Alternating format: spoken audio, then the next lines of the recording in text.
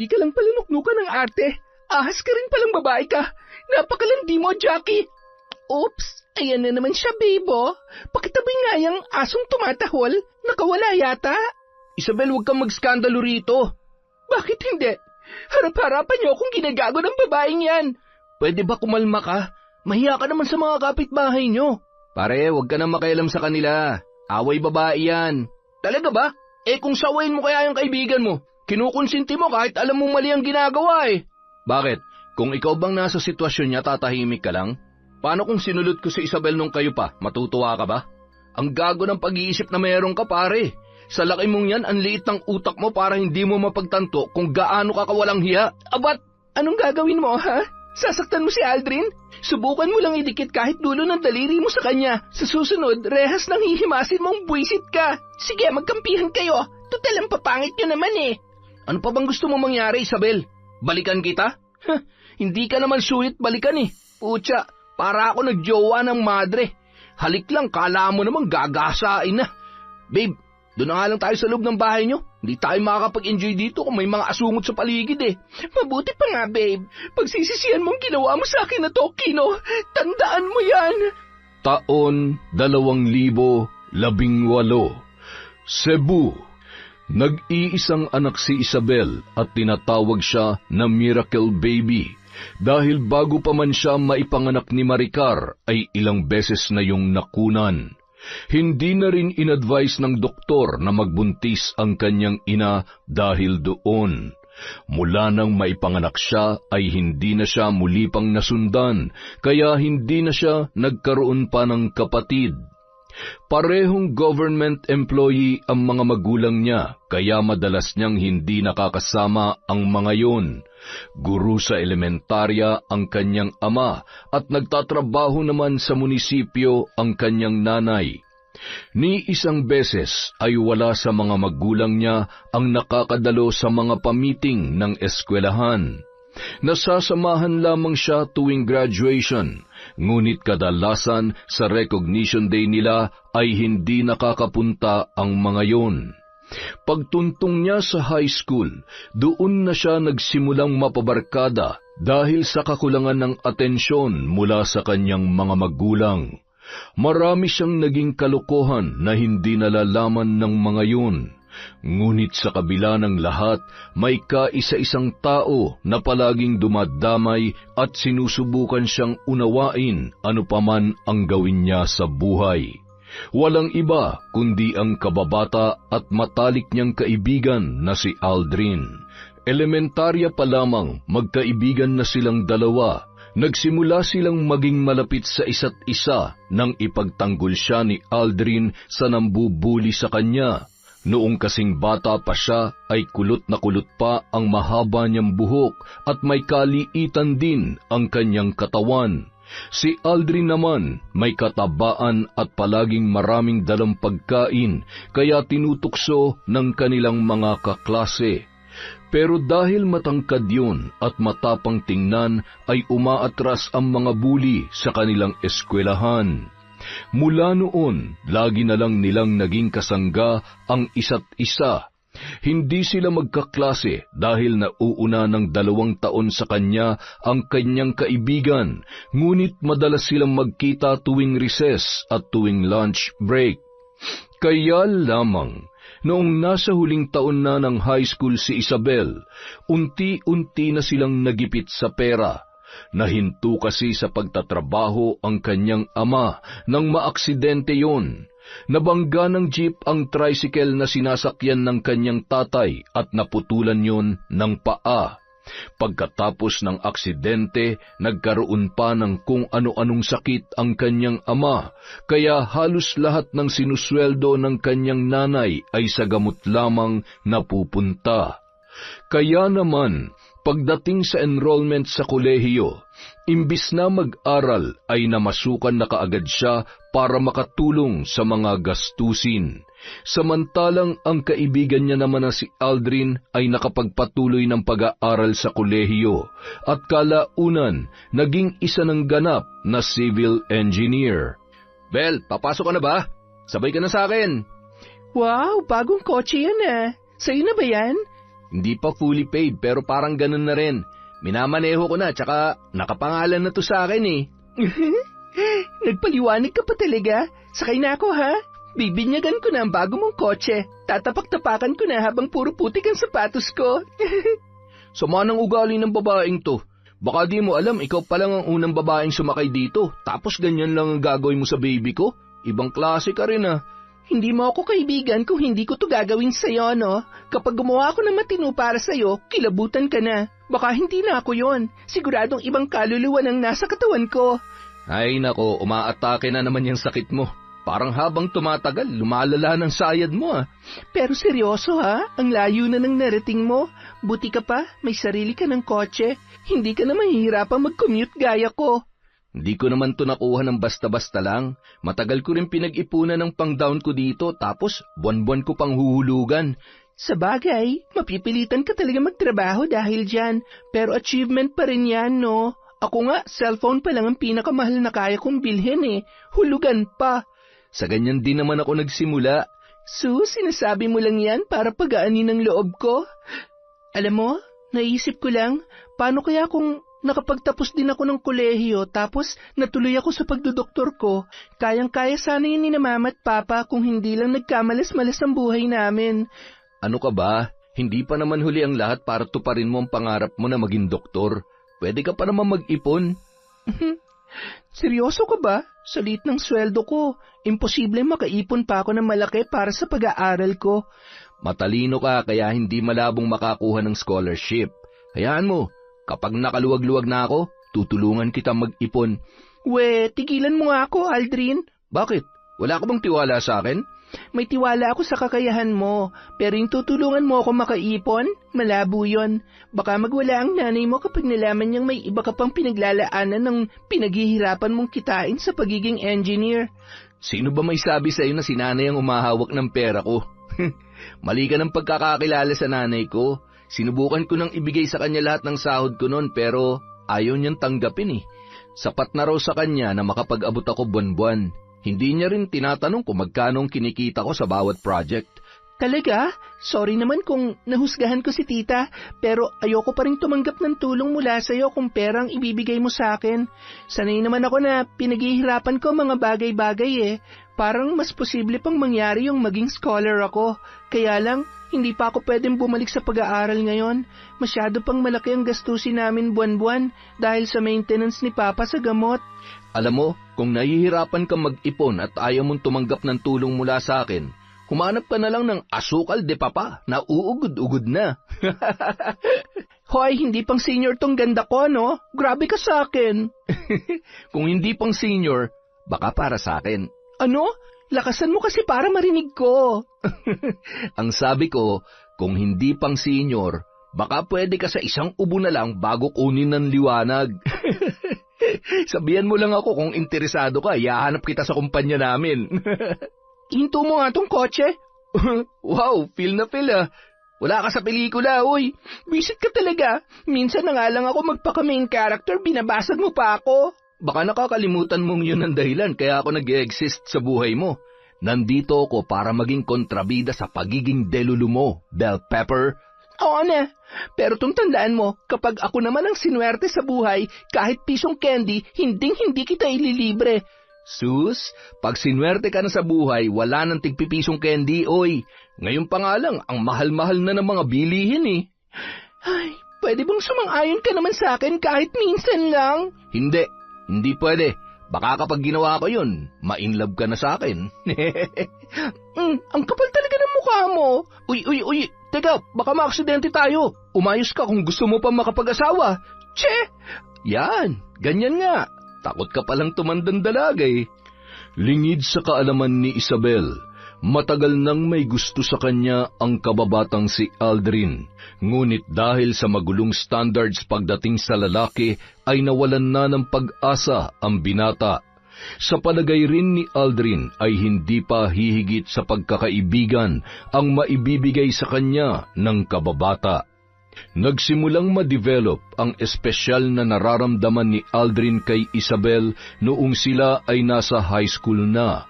Natuto na kasing mag-ayos ang kanyang kaibigan at madalas na ring nagsasabi sa kanya tungkol sa mga nagiging crush noon. Siya rin ang madalas na napapakisuyo ang bumili ng sanitary pads kahit madalas siyang tinutukso ng mga kaibigan dahil doon. Ipinapaliwanag na lamang niya na hindi na iba sa kanya si Isabel, kaya hindi siya nahihiya na gawin yon para sa dalaga.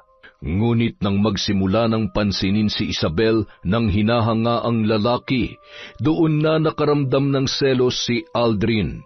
Sa pagkakataong yun, sa kanya lamang napagtanto na hindi niya lang pala nakikita ang dalaga bilang kaibigan, kundi isang babae na may kakayahang pabilisin ang pagtibok ng kanyang puso. Samantala, si Isabel naman, ni minsan ay hindi nagpakita na may gusto sa kanya. Kung hindi kaibigan, ay kontrabida lamang ang tingin sa kanya ng kabarkada. Mula nang magka-boyfriend, nag-iba na ang kanyang kaibigan pagdating sa mga nakakarelasyon. Sa palagay niya ay masyado yung naaaliw sa nakukuhang atensyon, kaya wala pa sa mga naging boyfriend nito ang tumagal ng higit sa 1 buwan. Ngunit ang masaya at makulay na buhay pag-ibig ni Isabel ay nagsimulang masira nang dumating ang bago nilang kapitbahay na si Greta at ang spoiled brat noong anak na si Jackie. Mas bata pa sa kanya ng 9 na taon ang dalaga. Mas maganda, matangkad at lagi pang agaw atensyon ang mga suot na damit dahil sunod yon sa uso. Nakaramdam ng inggit si Isabel dahil hindi niya yon nagagawa. Hindi sila tulad ng pamilya ni Jackie na may kaya sa buhay at kayang ibigay ang luho ng dalaga. Aldrin, itago mo ko, bilis. Ano? Teka, bakit? Ibuka mo yung jacket mo, dali. Uy, teka, huwag mo nga isubsob yung mukha mo sa dibdib ko. May kiliti ako. Shhh! 1 minute lang, please. Huwag ka maingay. Magkunwari ka na lang na niyayakap kita. Kapag may lumapit sa'yo at nagtanong kung nakita ko, umiling ka na lang. Pero kapag nabistong akong kayakap mo, sabihin mo,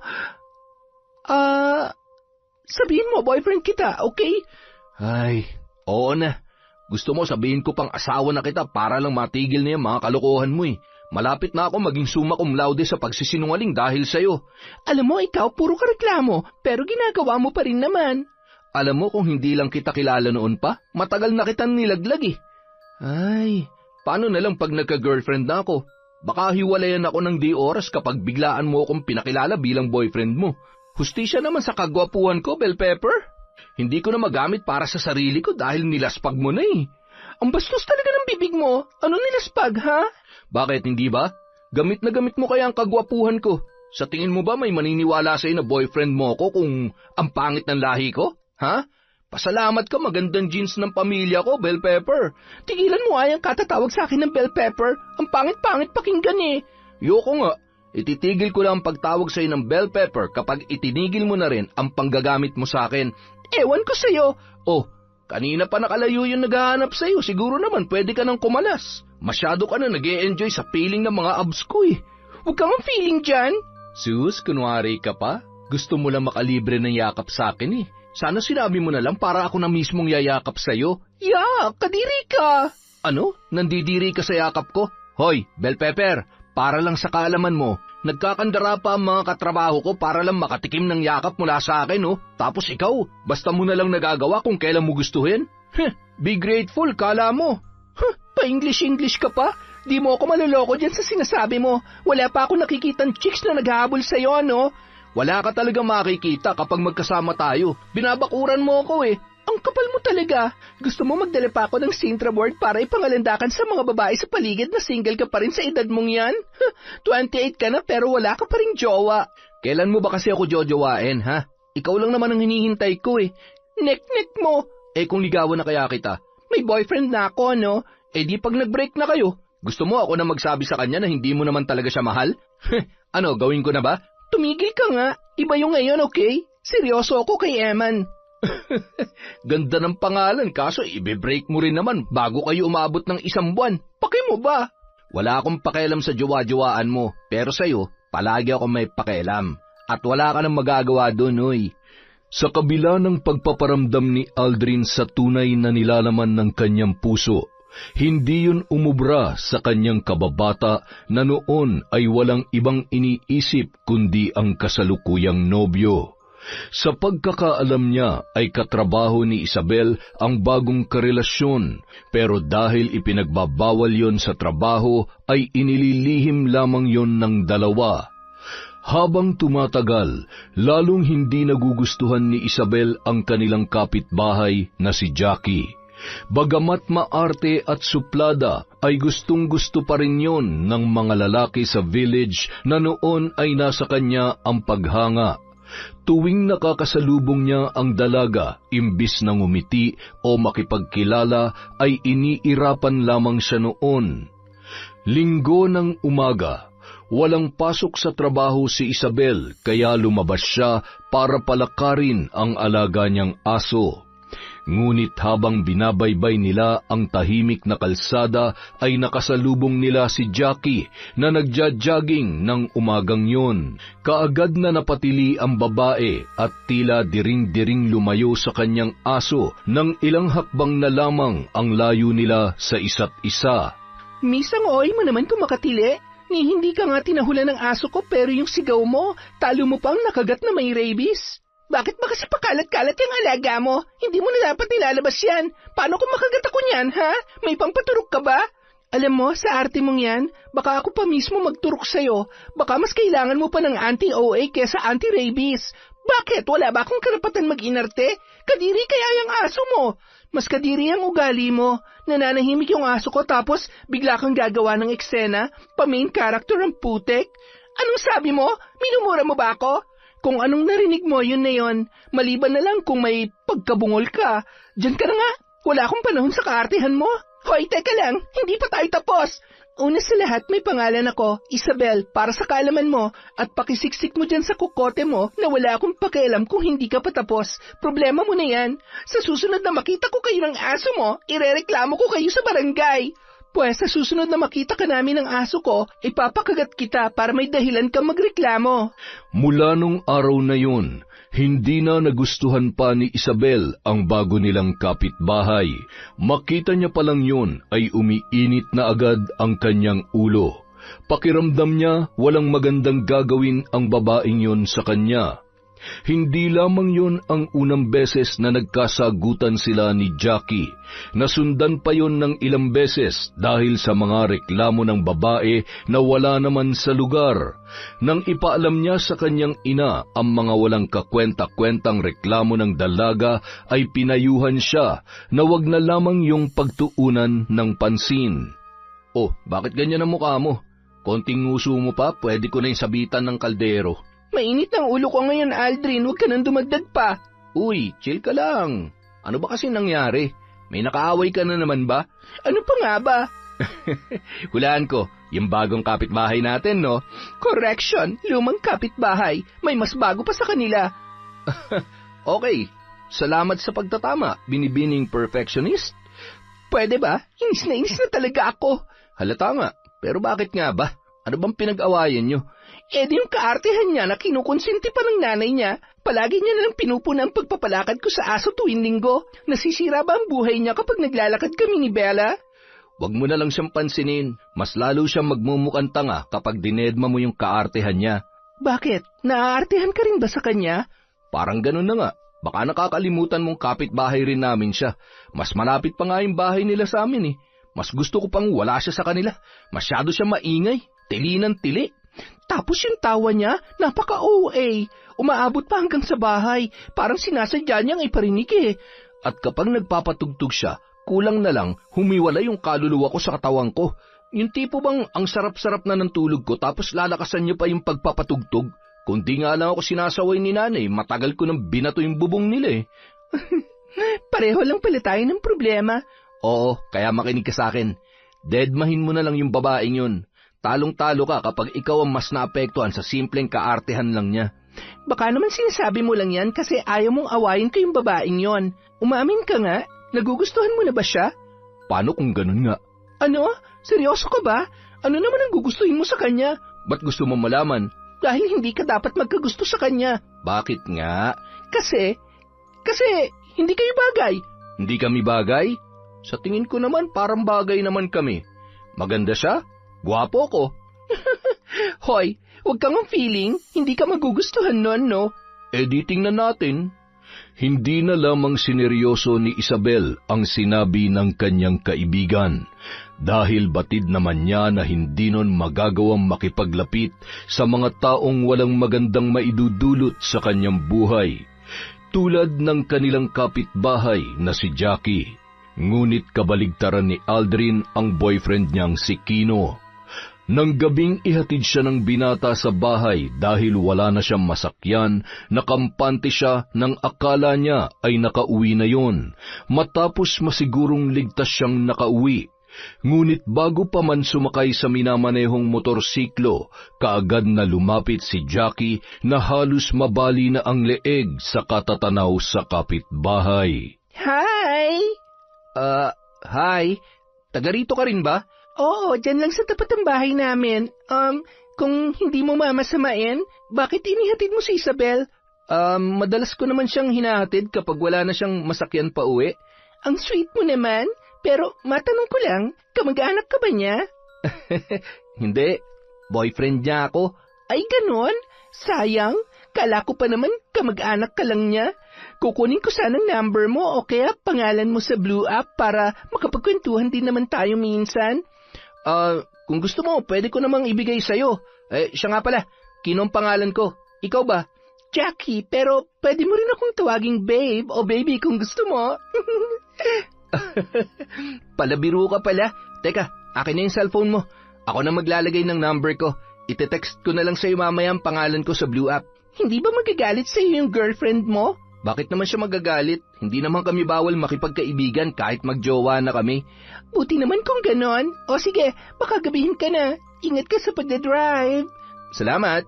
Akala ni Isabel ay ang pagiging reklamador at pagiging maarte lamang ang magiging problema niya sa kapitbahay na si Jackie. Ngunit hindi niya akalain na may mas malala pa palang kayang gawin ng babae para sagarin ang kanyang pasensya. Matapos makuha ang number ng kanyang nobyo ay hindi na yon tinigilan pa ng dalaga. Napadalas na ang pag-uusap ng dalawa at naging dahilan yon para mawalan ng oras sa kanya ang binata. Hindi mapakali si Isabel nang hindi pumasok sa trabaho ang kanyang nobyong si Kino. Hindi naman yon ang unang beses na lumiban sa trabaho ang lalaki, ngunit palagi yung nagsasabi sa kanya. Wala ring oras na nawawalan ng text message o chat ang binata, ngunit nung araw na yon, hindi nagparamdam sa kanya si Kino. Maging sa mga nakaraang araw ay nararamdaman niya rin ang malamig na pakikitungo noon sa kanya, kaya hindi niya na naiwasang magtaka. Dahil kinailangang mag-overtime ni Isabel sa trabaho nang magkaroon ng emergency ang kanyang karelyebo, ay muli na naman siyang ginabi ng uwi. May kalayuan pa ang barangay na kanilang inuuwian. Pagdating niya sa paradahan ng tricycle, wala nang kahit isang nakapila roon para magsakay ng pasahero. Dismayadong sumandal sa poste si Isabel. Ilang beses niya nang tinawagan si Kino para magpasundo, ngunit hindi sumasagot ang kanyang nobyo. Nagawa na rin niyang mag-text, ngunit wala siyang natanggap ni isang sagot mula roon. Dala ng pagod sa trabaho, napaidlip na lamang siya doon. Ilang sandali pa, muntik nang mapasigaw si Isabel nang bigla na lamang may malamig na lumapat sa kanyang balikat. Aldrin, nakakagulat ka naman eh. Sorry, kanina pa kasi kita ginigising eh. Napasarap yata ang tulog mo. Delikado pa naman dito. Bakit pa kasi ang lamig ng kamay mo? Kala ko kung ano na yung humawak sa akin eh. Akala mo minumulto ka na no? Malamig talagang kamay ko kasi kanina pa ako naka-aircon sa kotse. Ang haba kaya ng biyahe ko pa uwi. Pauwi na rin naman ako eh. Naghihintay lang ako ng masasakyang tricycle. Hindi ka ba ihatid ni Kino? Kanina ko pa nga siya tinatawagan eh. Hindi naman sumasagot. Maghapon na ngang walang paramdam tapos ganito pa ang nangyari. Halika na, sumabay ka na sa akin. Mabuti na lang naisipan kong daanan ka. Kanina pa rin kita tinatawagan pero hindi ka sumasagot kaya naisip ko baka nag-overtime ka na naman. Buti ka pa, iniisip mo yan? Samantalang yung boyfriend ko, hindi ko alam kung nasang lupalop na ba ng mundo. Nakakainis. Hindi ko kalaing matitiis niya ako ng ganito. May iba na kasi yun kaya hindi na nagpaparamdam. Hindi ka nakakatuwa ah. O bakit? Ilang araw na lang naman, mag-iisang buwan na kayo ah. Di ba may expiration date naman ang mga nagiging boyfriend mo? Oo, pero ako dapat ang makikipaghiwalay sa kanila, no? At ganun din dapat ang gagawin ko kay Kino. Yun ang plano ko nung una, pero nung mas nakilala ko pa siya at pinakita niya sa akin kung paano siya magmalasakit, nagbagong isip ko kung sakali siya palang ang lalampas ng isang buwan. Wow, mukhang seryoso ka na nga ah. Di kaya may sakit ka lang kaya mo naiisip yan? Kasi sobrang malaking himala na may lalampas ng isang buwan. Tumigil ka nga. Nasabi ko naman sa'yo noon, di ba? Seryoso ko kay Kino. Nasabi mo nga, pero hindi ko akalain na ganyan pala kaseryoso ang ibig mong sabihin. Ay, halika na nga. Sabay ka na sa akin. I-text mo na lang si Kino. Sabihin mong pauwi ka na. Baka maisipan ka pang puntahan nun. Paano ko pupuntahan hindi nga siya pumasok sa trabaho? Yun lang. Habang nagngingit-ngit ang kalooban ni Isabel sa hindi pagpaparamdam ng nobyo, lingid sa kaalaman ng dalaga ay nasa kapitbahay lamang nila ang hinihintay niyang magparamdam sa kanya. Magkatabing nakaupo sa mahabang sofa sina Kino at Jackie habang nanonood ng pelikula. Habang sa likuran naman ng dalawa ay nakatayo ang ina ni Jackie na si Greta. Nasisiyahang pinagmamasdan ng ginang ang kaisa-isang anak na masayang nakikipagbanding sa bagong manliligaw. Batid niya na may relasyon pa ang lalaki sa kapitbahay nilang si Isabel, ngunit dahil hindi niya gusto ang babaeng yon, hinayaan na lamang niya ang anak sa nais noong gawin.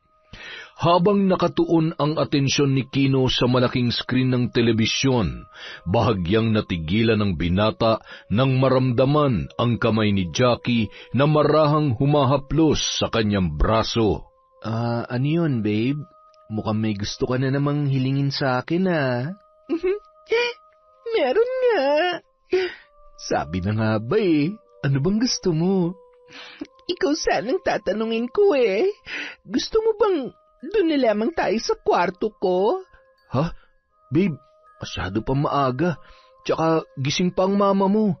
Maririnig niya tayo kapag may ginawa tayong milagro sa kwarto mo. Wala namang pakialam si mama kahit anong gawin natin dalawa. Suportado niya nga ako sa pakikipagmabutihan sa'yo, di ba? Pero ang alam niya, nanliligaw pa lang ako, di ba? Di sasagutin na kita ngayon. Tayo na, okay? Girlfriend mo na ako at boyfriend na kita. Talaga? Ang bilis Pahihirapan pa ba kita? Sa lahat ng lalaki na kilala ko, ikaw lang ang nagustuhan ko ng ganito. Maraming gusto manligaw sa akin pero ikaw pa lang ang pinayagan ko. At higit sa lahat, ikaw pa lang ang in-entertain ni Mama. Ibig sabihin, pasado ka sa kanya. Kaya walang dahilan para hindi pa kita sagutin. Ha? Kung ganun, ang swerte ko pala. Pero ayoko na may kahati ako sa iyo, ha? Kaya mabuti pa, makipag-break ka na kay Isabel. Hindi kayo bagay. Tayo ang para sa isa't isa. Hindi niya maibigay ang gusto mo, hindi ba? Sinabi mo pa. Di ko nga alam kung paano nagkakaroon ng iba't ibang boyfriend yun Ang sabi niya, siya raw ang nakikipaghiwalay sa mga nagiging boyfriend niya. Pero duda ako ron. Kasi kung ako mismo makikipaghiwalay sa kanya. Nakakabore siyang kasama, no? Ni ayaw man lang magpahalik. Ayaw niya rin na may mangyari sa amin. Talaga? Ang boring nga niya. Kaya nga naniniwala raw siya sa celibacy. Parang tanga, nasa tamang edad na kaya siya. Ilang taon na lang magte-30 na siya pero akala niya yata teenager pa rin siya sa lagay niyang yun. Kaya nga mas mabuting hiwalayan mo na siya. Tingnan natin kung hindi siya maglaway kapag nakita niyang akin ka na at mas masaya ka sa akin kesa nung kayo pa. Huwag ka mag-alala. Ngayong gabi rin mismo makikipaghiwalay ako sa kanya. Good! Yan ang gusto ko sa iyo Ginagawa mo lahat ng makakapagpasaya sa akin. Gaya ng sinabi ni Kino, nang gabi rin yun, nakipaghiwalay na nga ang binata sa nobyang si Isabel. Gulat na gulat ang dalaga at hindi makapaniwalang magagawa yon ng kanyang nobyo dahil wala naman silang pinag-aawayan o naging hindi pagkakaunawaan. Matapos ang panlalamig at buong araw na hindi pagpaparamdam, nahantong sa hiwalayan ang relasyong sineryoso niya. Kung hindi lamang yun nangyari, ay magpapakatino na sana si Isabel sa kanyang nobyo. Sa kauna-unahang pagkakataon ay nalasing ang dalaga. Nasaktan siya sa ginawa ng kanyang nobyong si Kino.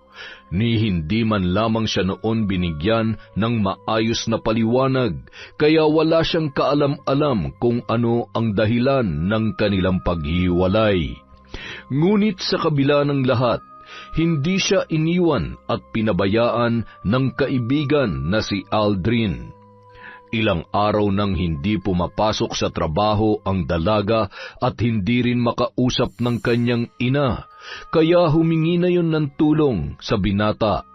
Kaya naman ng umagang yun, nagulat na lamang si Isabel nang magising na nakaupo sa gilid ng kama ang kanyang kababata. Anong ginagawa mo rito? Paano ka nakapasok? Siyempre, dumaan sa pinto. Pinapunta ako ng nanay mo dahil halos hindi ka na raw kumakain. Ilang araw ka nang nagmumukmuk dito. Pakialam mo ba? May pakialam ako at nag-aalala ako sa'yo, okay? Paano kung magkasakit ka sa ginagawa mong yan? Mas gugustuhin ko pang mamatay sa sakit kaysa harapin ang realidad na wala na kami ni Kino. Bakit? Kay Kino ba nanggagaling ang oxygen na nilalanghap mo para makahinga? Sa kanya ba manggagaling ang kakainin mo araw-araw? Mais ka nga, Isabel. Huwag mong paikutin ang mundo mo sa isang tao lang. Dahil hindi lang siyang pwede mong kapitan. Gets ko naman na siya palang ang pinakaunang sineryoso mo. Pero hindi mo ba naisip na mas masasaktan ka kung tumagal pa yung relasyon nyo bago kanya hiniwalayan? Lalo na siguro pag nalaman mo kung anong dahilan. Anong ibig mong sabihin? Alam mo ba kung bakit siya nakipaghiwalay sa akin? Oo, kanina ko lang nalaman. Kinausap mo ba siya? Hindi ko na siya kailangan kausapin para malaman ng totoo. Kitang-kita mismo ng mga mata ko, Isabel. Teka, ano ba nakita mo? Si Kino at si Jackie, magka-holding hands kanina. Pinasakay pa nga ng ex mo sa motor niya eh. Ano? Teka, paano nangyari magkasama silang dalawa? Hindi naman sila magkakilala. Yan ang akala mo. Pero sa nakita ko, hindi lang sila basta magkakilala. Mukhang sila na nga eh. Alam mo ikaw, dagdag ka pa eh. Kapag niloloko mo lang ako dyan sa sinasabi mo, kakalbuhin kita. Lumabas ka kaya para makita mo na totoo yung sinasabi ko. Pero bago mo gawin yon, pwede bang maligo ka muna? Amoy panis na laway ka na eh. Tsaka mag-toothbrush ka nga. May tartar na yung ngipin mo, kadiri ka. Matapos asikasuhin ang sarili, kaagad na lumabas ng bahay si Isabel para kumpirmahin ang sinasabi ng kanyang kaibigan na si Aldrin. Hindi nga nagkamali ang binata nang matanaw niya sina Kino at Jackie na naglalampungan habang nakaupo ang babae sa motorsiklo. Hindi ka lang pala nuknukan ng ate.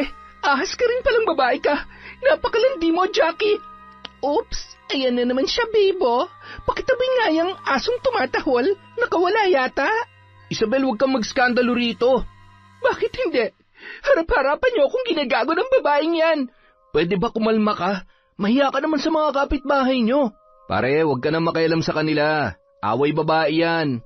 Talaga ba? Kung sawayin mo kaya yung kaibigan mo, kinukonsinti mo kahit alam mong mali ang ginagawa eh. Bakit? Kung ikaw bang nasa sitwasyon niya, tatahimik ka lang? Paano kung sinulot ko si Isabel nung kayo pa? Matutuwa ka ba? Ang gago ng pag-iisip na meron ka, pare.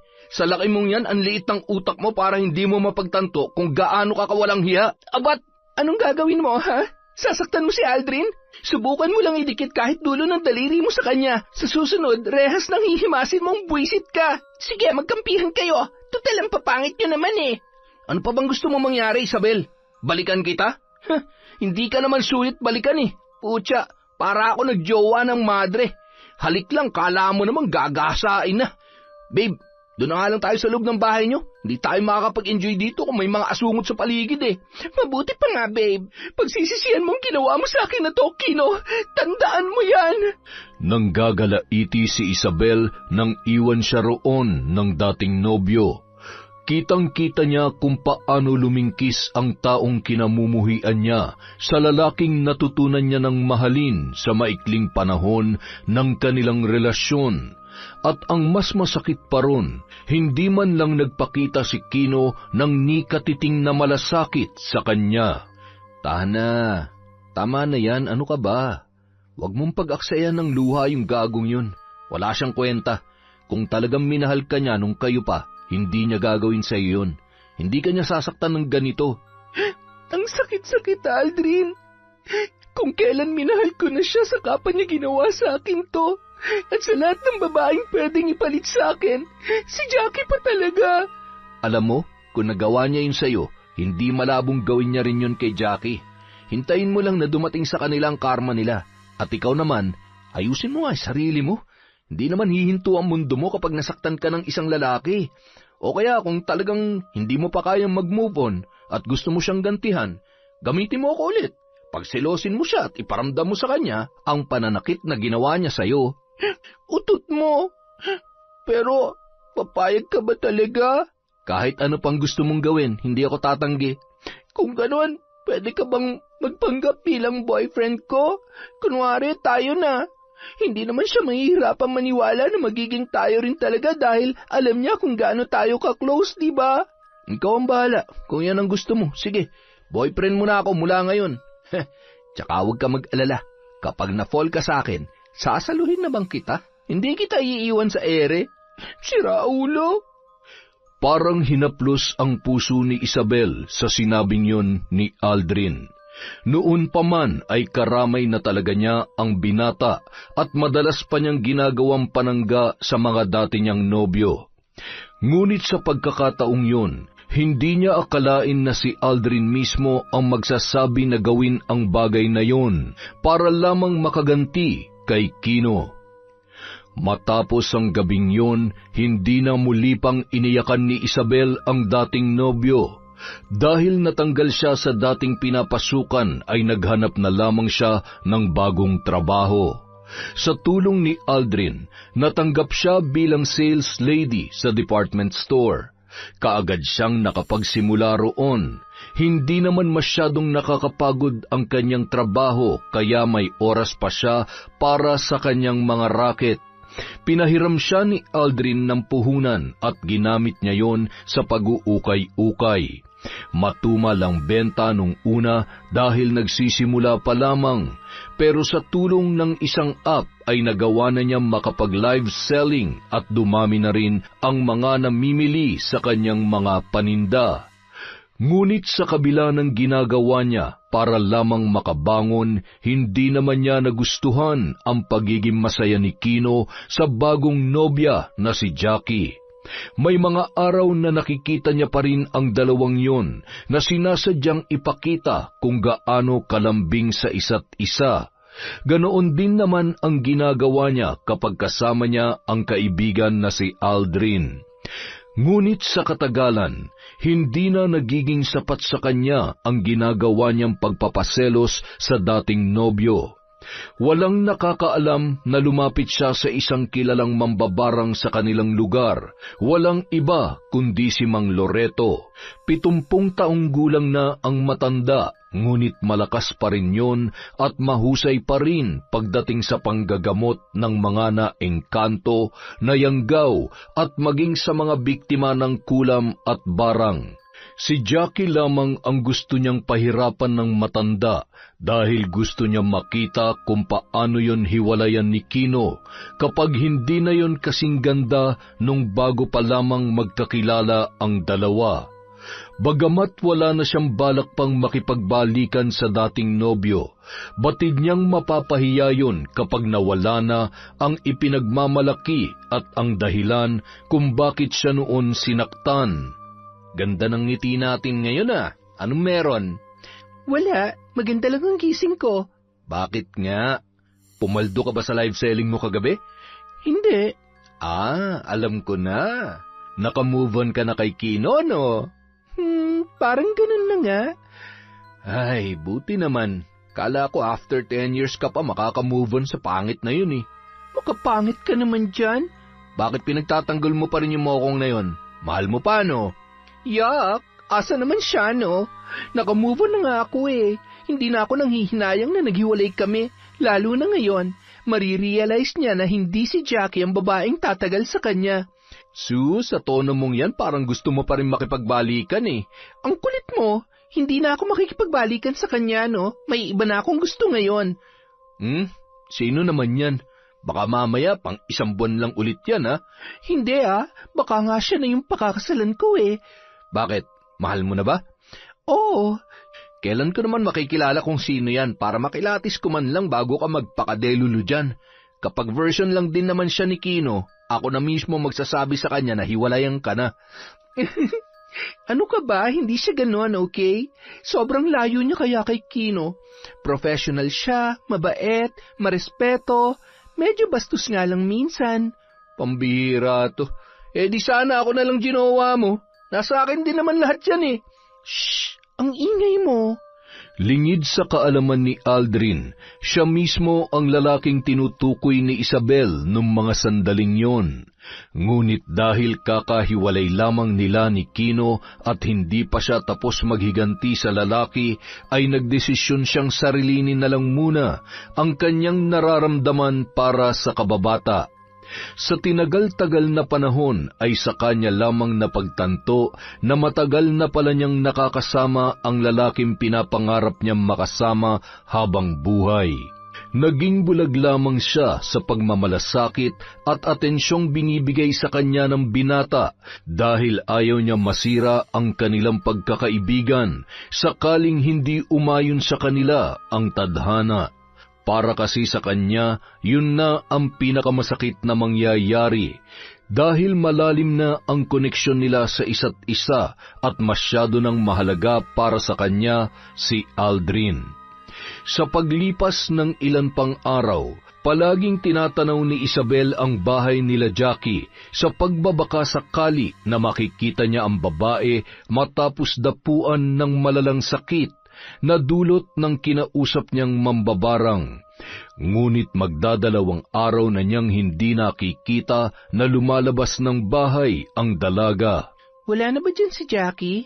Parang hindi ko na siya nakikitang lumalabas ng bahay eh. Bakit? 24 oras ka bang nasa bahay niyo para masabi mong hindi siya lumalabas? Dati naman pakalat-kalat siya lagi sa labas kahit anong oras, lalo na tuwing hapon dahil madalas dumaan dito yung mga nagbabasketball sa lote ni Mang George. Baka naman may pinagkakaabalahan lang. O baka nagbabakasyon kaya talagang hindi mo siya nakikita. Baka nga. Kung hindi mo lang kinaiinisan yon, iisipin ko na mimiss mo na eh. Malabo pa sa tubig bahayang sinasabi mo. Teka, nasa na nga pala yung lalaking kinukwento mo sa akin? Bakit ako pa rin ang naghahatid sundo sa'yo? Hindi man lang ba mag-e-effort yon? Saka na lang natin siya pag-usapan kapag handa na akong ipakilala siya sa'yo, okay? Ay, para naman may choice ako, di ba? Lingid sa kaalaman ni Isabel, ilang araw nang nagkukulong sa bahay ang kapitbahay na si Jackie dahil sa mga bukol na tumubo sa katawan ng dalaga. Hindi na rin yon nakikipagkita sa nobyong si Kino kahit pabalik-balik na roon ang binata. Hindi mo ba talaga haharapin si Kino? Nakakailang balik na siya rito, anak. Kawawa naman yung tao. Ayoko, ma. Hindi niya ako pwede makita na ganitong itsura ko. Ang pangit-pangit ko na. Baka pandirihan niya ako. Hindi mangyayari yon. Mahal ka ni Kino, anak. Kaya nga siya pabalik-balik dito, hindi ba? Pero siguradong matatakot siya sa itsura ko kapag nalaman niyang hindi na ako kasing ganda nung magkakilala kami.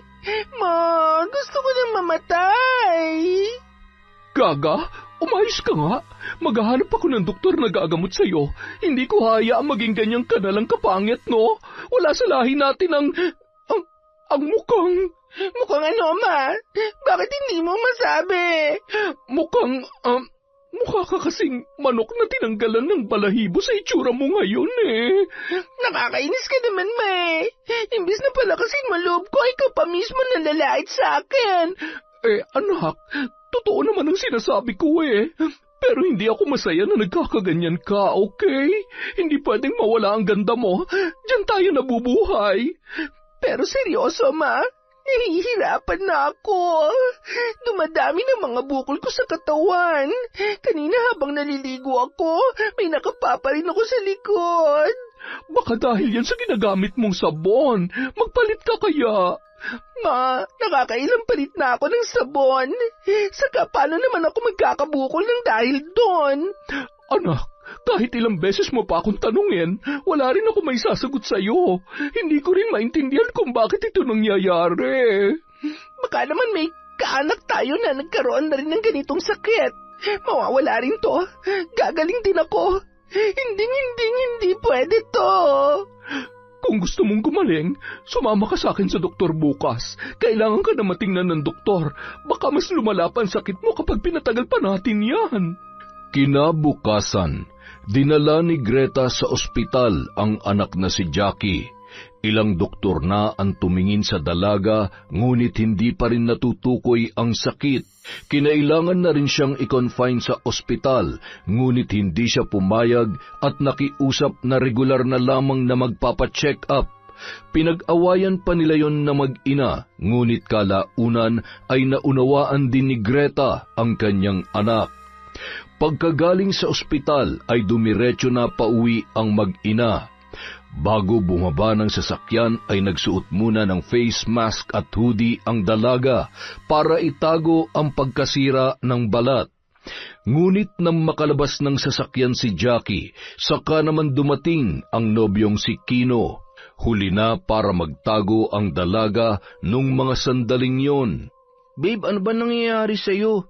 Bakit hindi mo na ako kinakausap? May iba ka na ba kaya binabaliwala mo na lang ako? Teka, bakit pa bigla-bigla ka nalang pumupunta rito? Ginagawa ko naman to palagi, di ba? Bakit ngayon parang ayaw mo na akong makita? Hindi na kita maintindihan.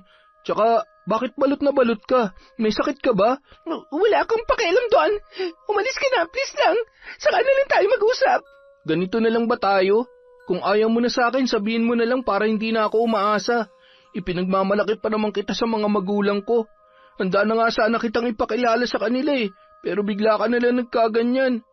Hindi ko alam kung mahal mo pa ba ako o may iba ka nang dinedate kaya iniiwasan mo na ako. Mahal pa rin kita, okay? At hindi tayo maghihiwalay. Bigyan mo lang ako ng time. Sasabihan kita kapag pwede na tayo magkita ulit. Pero bakit nga? Sabihin mo na sa akin ang dahilan para hindi na ako nababaliw kakaisip kung bakit. Hindi ko pwedeng sabihin sa'yo. Bakit hindi? Teka, wala naman akong sakit Tanggalin mo nga yung face mask mo para... Ano yan? Bakit ganyan ang itsura mo? Ano ba? Grabe ka naman makasigaw.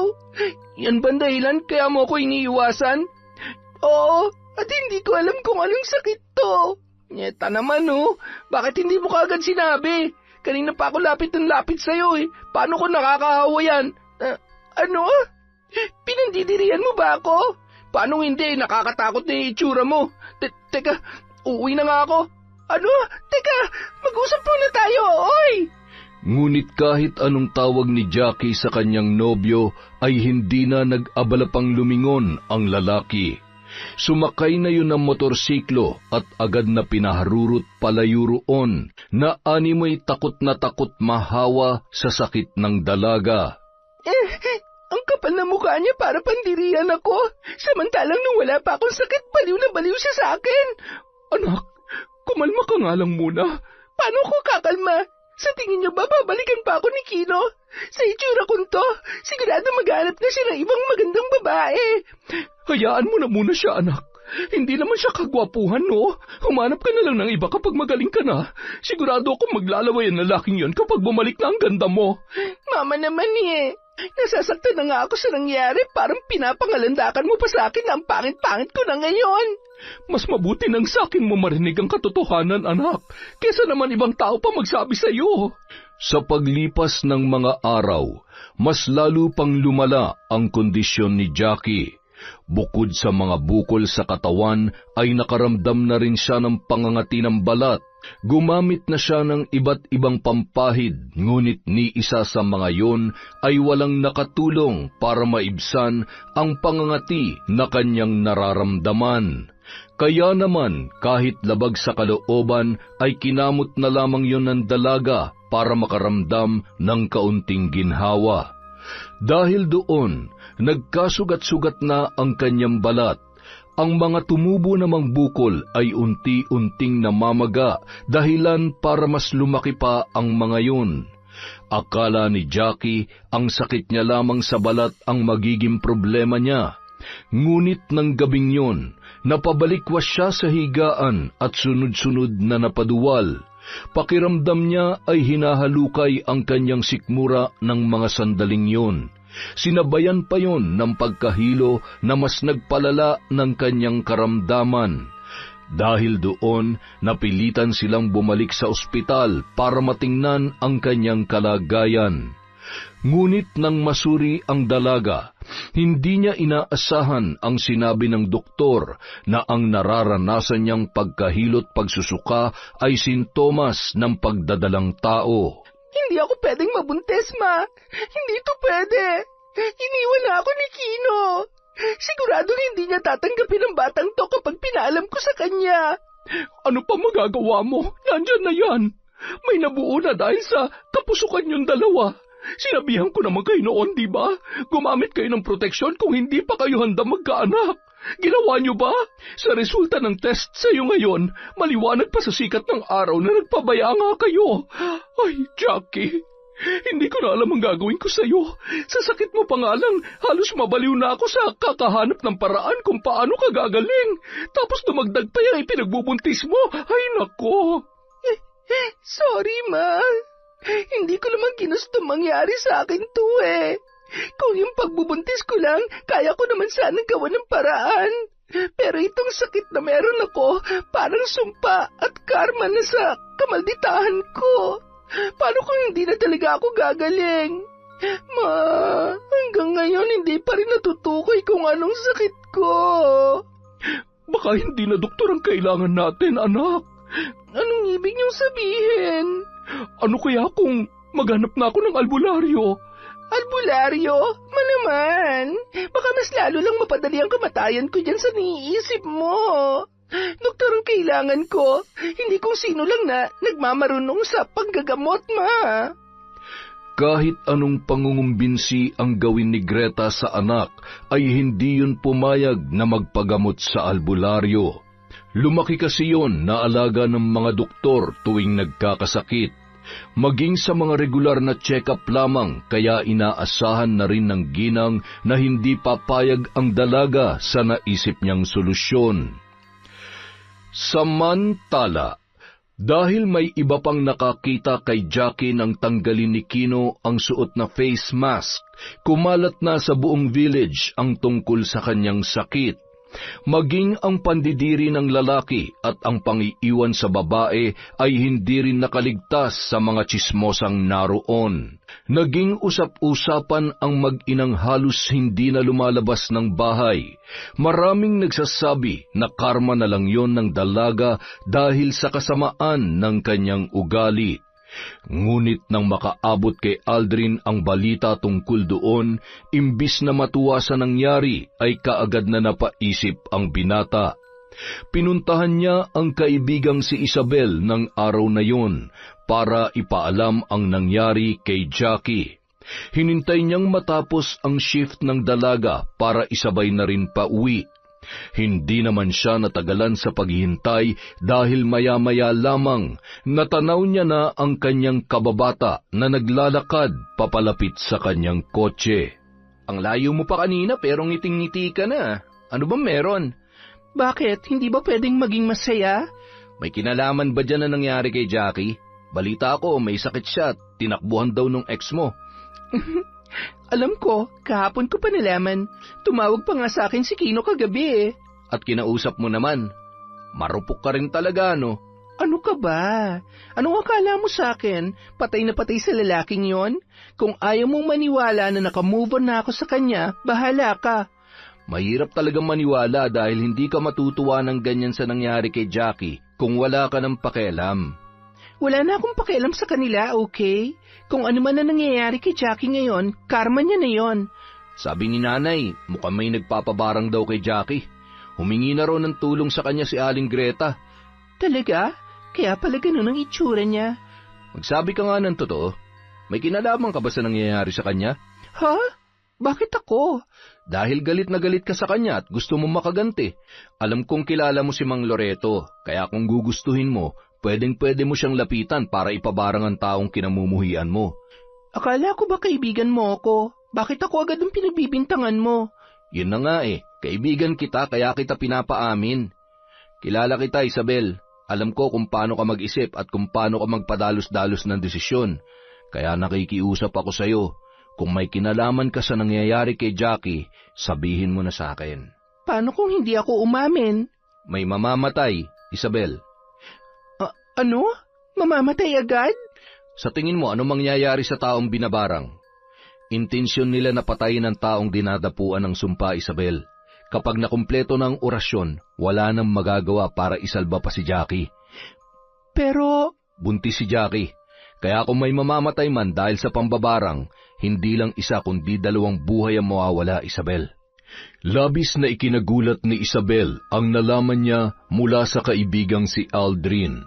Bagamat nilinaw niya kay Mang Loreto na gusto niya lamang pahirapan at turuan ng leksyon si Jackie, ay bigla siyang nakaramdam ng takot nang malamang nagdadalang tao pala yun. Hindi makabubuti sa bata ang sitwasyon ng babae, kaya posible yung makunan kapag hindi naagapan ang sumpa ng mambabarang. Napilitang umamin si Isabel kay Aldrin tungkol sa pagpapabarang niya sa kanilang kapitbahay. Naglabas din siya ng saloobin sa kaibigan at inaming hindi niya kayang makitang masaya ang dati niyang nobyo. Gayunpaman, ipinaliwanag sa kanya ng binata na mali pa rin ang kanyang ginawa dahil may inosenteng buhay na madadamay. Kung sina Jackie at Kino lang sanang mapaparusahan at tuturuan mo ng leksyon, hindi ako makikialam. Pero dahil may sanggol na madadamay, hindi ko pwedeng hayaan na lang yun. Ayokong habang buhay mong dalhin sa konsensya mong pagkawala ng isang bata dahil lang sa kagustuhan mo makaganti. Pasensya na. Hindi ko naman kasi alam na buntis pala si Jackie. Kung hindi mo nga sinabi sa akin, hindi ko talaga malalaman eh. Alam ko, kaya nga pinapaamin kita para may magawa pa tayo. Pero paano natin siya matutulungan, Aldrin? Kakausapin natin si Mang Loreto. Kailangan niya nang itigil ang pagpapahirap kay Jackie. Nakaganti ka na. Naghiwalay na sila ni Kino at tinakasan pang responsibilidad sa kanya. Hindi sila naging masaya sa huli. Kaya sana sapat na yon para gumaan ang kalooban mo sa ginawa nilang pagtataksil sa'yo. Nang araw ding yon, pinuntahan ni na Aldrin at Isabel ang bahay ni Mang Loreto para kausapin ang matanda. Ngunit sa kasamaang palad, pagdating nila roon ay pinaglalamayan na ang mambabarang. Ayon sa kamag-anak ni Mang Loreto, hindi raw nun kinaya ang pagbabalik-barang ng albularyong nilapitan ng isa sa mga ginamitan ng itim na mahika. Lalapitan na sana ni Isabel ang kabaong ng matanda para sumilip man lamang bago sila umalis doon nang biglang may humawak sa kanyang braso. Kung mahina ang sikmura mo, huwag mo nang tangkain pang silipin ang kanyang bangkay. Po? Pero bakit po? Hanggang sa mga sandaling ito ay pinagpipiestahan pa rin ng mga uod ang kanyang katawan. Ganun po ba mangyayari kapag namatay sa barang? Oo, pero mas malala ang mangyayari kay Loreto dahil ibinalik sa kanya ang sumpa. Doble ang magiging epekto noon sa kanyang katawan. Kamag-anak niya po ba kayo? Bakit mo na itanong? Isa po kasi ako sa mga lumapit sa kanya para magpabarang. Ang usapan po namin, pahihirapan niya lamang ang taong ipinapabarang ko sa kanya. Gusto ko po sanang ipatigil na yon, pero wala na po pala siya. Kung may alam po kayo sa pambabarang, mawawala po ba ang sumpa kapag namatay ang nagtanim noon? Kapag namatay ang taong nagtanim ng sumpa, hindi pa rin mawawala ang bisa noon. Magpapatuloy yon hanggang sa ikamatay ng biktima. Pero wala po sa usapan namin na mamamatay ang kahit nawala yon sa usapan nyo. Sa kamatayan pa rin hahantong ang taong dinapuan ng sumpa kapag namatay ang bumarang sa kanya. Kung ganon, ano po ang pwede namin gawin para gumaling ang binarang ni Mang Loreto? Kailangan maisakripisyo ang taong pinagmulan ng lahat. At yon ay walang iba kundi ikaw, iha. Natulala na lamang si Isabel hanggang sa makauwi. Kahit kinakausap siya ng kaibigang si Aldrin, hindi na niya nagawa pang makasagot dahil ang tanging laman ng kanyang isipan ng mga sandaling yon ay ang sinabi ng kapatid ni Mang Loreto na si Laura. Pagdating niya sa bahay, naabutan niya ang kanyang inang pinapainom ng gamot ang kanyang tatay. Bagamat hindi na nakakalakad pa, ay bumubuti na ang kalagayan noon, kaya medyo nababawasan na rin ang pinagkakagastusan nila. Inalok siya ng kanyang nanay ng hapunan, ngunit nagpaalam na lamang siya na maagang matutulog. Mabilis na lumipas ang mga oras. Maghahating gabi na, ngunit maramot pa rin sa kanya ang antok. Maya-maya pa, napansin niyang nakabukas pa pala ang bintana ng kanyang silid. Tumayo siya para isara yon. Inilusot niya sa rehas ng bintana ang kanyang braso para hilahin pasara ang salamin ng bintana.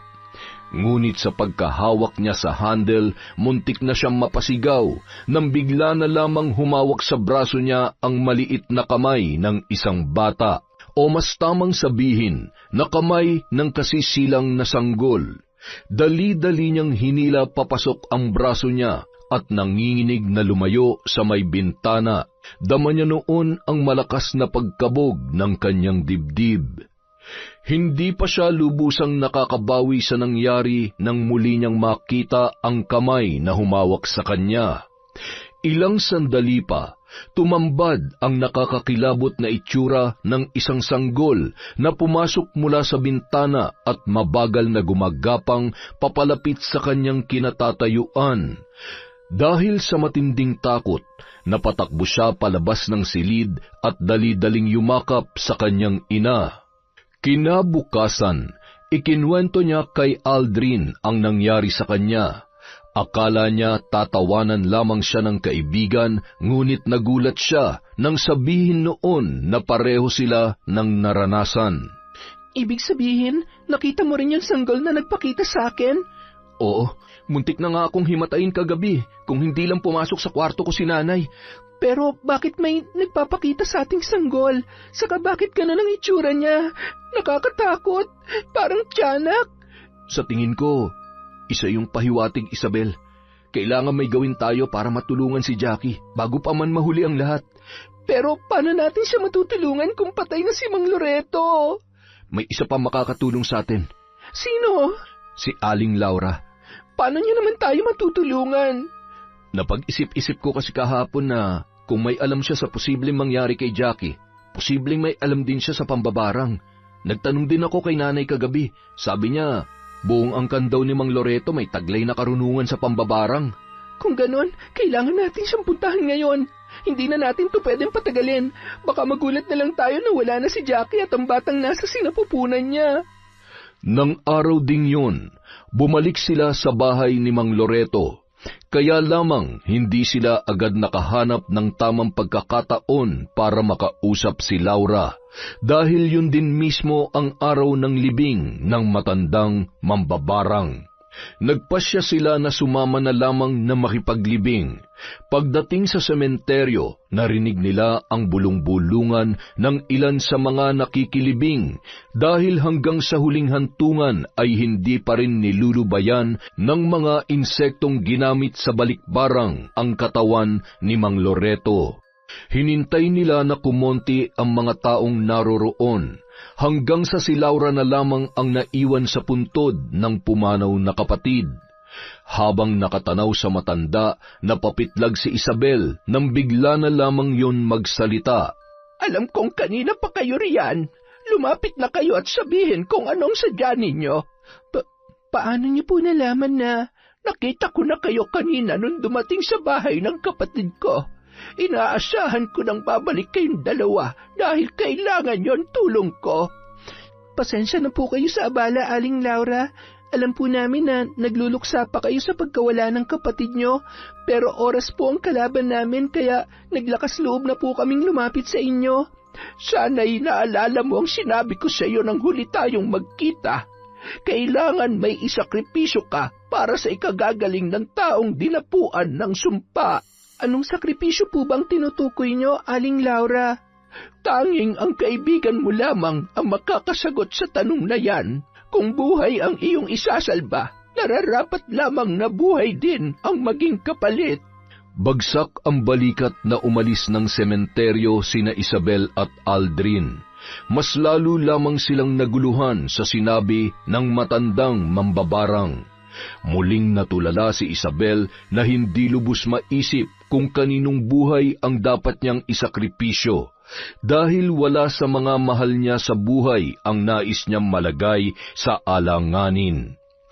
Ngunit kinagabihan, habang nagmumuni-muni ay biglang pumasok sa isipan niya ang isang ideya. Kung buhay ng anak ni Jackie ang isinasaalang-alang namin, hindi kaya may kinalaman yun sa sakripisyong tinutukoy ni Aling Laura? Naisip niya yon dahil sa pahiwatig ng sanggol na nagpakita sa kanila ng kanyang kaibigan at ang tunay na dahilan kung bakit nais nilang maisalba si Jackie. Hindi naman siya nagdadalang tao para isakripisyo ang buhay ng sarili niyang kadugo. Ngunit maya-maya lamang ay napangiti siya nang maisip ang ipagkakasundo kay Aling Laura. Kinabukasan, mag-isa na lamang siyang nagtungo sa bahay ng matanda para sabihin ang nais niyang maging kondisyon ng isasagawang pagbawi ng sumpa. Buo na ba ang loob mo, iha? Dahil oras na isakripisyo mo ang kakayahan mong magbuntis, ay hindi na ito mababawi pa. Sigurado na po ako, Aling Laura. Malaking kasalanan po ang ginawa ko dahil hindi ko naisip na posible palang may inosenteng buhay na madadamay dahil sa kagustuhan kong makapaghiganti. Kung yun po ang magiging kabayaran ng lahat, handa po akong tanggapin yon. Kung ganun ay kailangan ko ang patak ng iyong dugo para isara ang ating kasunduan. Iniabot ni Isabel ang kanyang kamay sa matanda. Mariin siyang napapikit nang maramdaman ang pagtama ng labaha sa kanyang palad. Itinapat ni Aling Laura ang kamay niya sa gitna ng iginuhit na simbolo habang inuusal ang mga salitang tanging ang matanda lamang ang nakakaunawa. Hindi pa niya narinig ang mga salitang yon sa tanang buhay niya, ngunit isa lamang ang malinaw sa kanya nung mga sandaling yon. Mawawala na ang sumpa kay Jackie at magiging ligtas na rin ang sanggol na nasa sinapupunan ng dalaga. Pangarap niya ang makabuo ng sariling pamilya pagdating ng araw, ngunit nakagawa rin siya ng malaking kasalanan, kaya dapat niya lamang yung pagbayaran. Ngunit bago siya umalis ng bahay ng matanda, sinabi noon sa kanya na mawawala lamang ang bisa ng kasunduang yon kapag nawala ang ipinagbubuntis ni Jackie sa natural na paraan. Makalipas ang ilang araw, nabalitaan ni Isabel na maayos na ang kalagayan ng dalaga. Hindi na muling bumalik sa ospital si Jackie dahil tuluyan ng gumaling ang mga sugat noon sa katawan at bumalik na rin ang dati niyang itsura. Nang umagang yun, lumabas ng bahay si Isabel para magdala ng basura sa tabing kalsada dahil yon ang araw ng koleksyon ng mga basurero. Pagkalapag niya ng itim na plastik ay may isa pang naglapag doon ng basura. Kaagad siyang nag-angat ng tingin. Bahagya siyang natigilan nang bumungad sa kanya ang maaliwalas na mukha ni Jackie na todo ang pagkakangiti. Hi! May sakit ka pa ba? Bakit ganyan ka kung makangiti sa akin? Grabe ka naman. Pero gets ko naman na naninibago ka sa akin. Pero maniwala ka man o hindi, gusto ko na makipag-ayos sa'yo. Pero bago ang lahat, gusto ko munang humingi ng tawad sa ginawa kong pangaagaw sa'yo sa boyfriend mo. Kung gusto mo magkabalikan ulit kayo, kakausapin ko siya para hindi na kailangan. Isa pa, wala na akong balak makipagbalikan sa gagong yon. Huwag mong sabihin nakikipag-usap ka pa rin sa kanya matapos ang ginawa niyang pagtalikod sa'yo.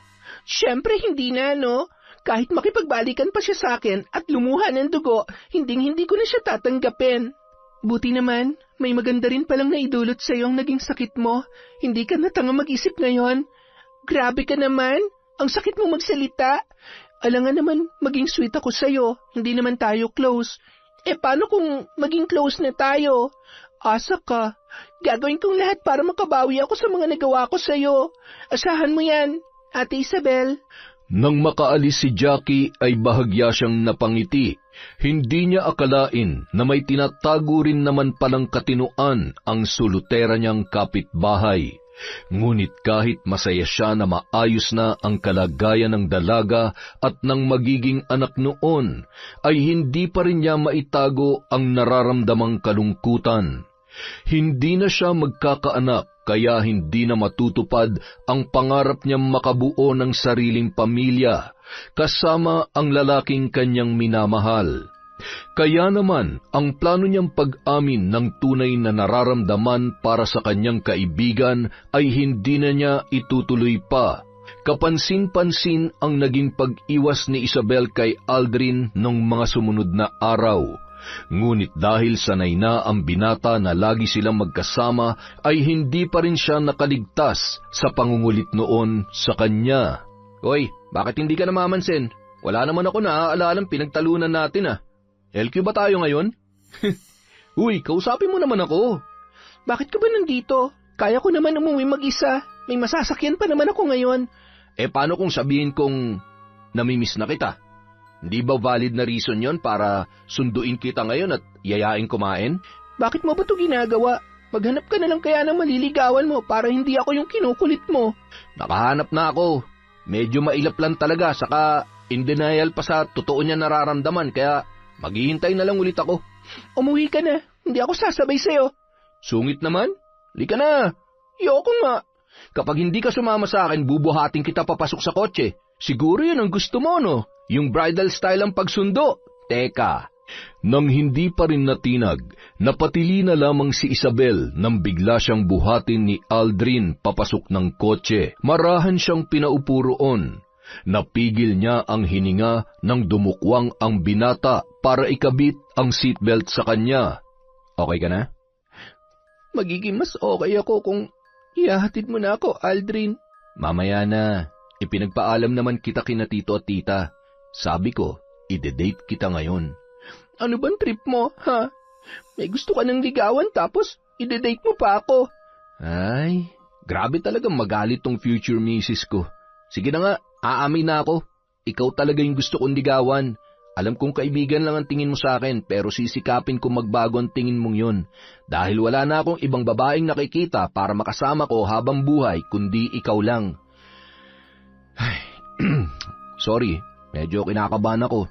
Ang lamig na nga ng kamay ko oh. Pero gusto kong malaman mo na mahal kita, Isabel. Mahal kita hindi lang bilang kaibigan, kundi bilang pinaka-espesyal na babae sa buhay ko. Seryoso ka ba? Ako talaga yung liligawan mo?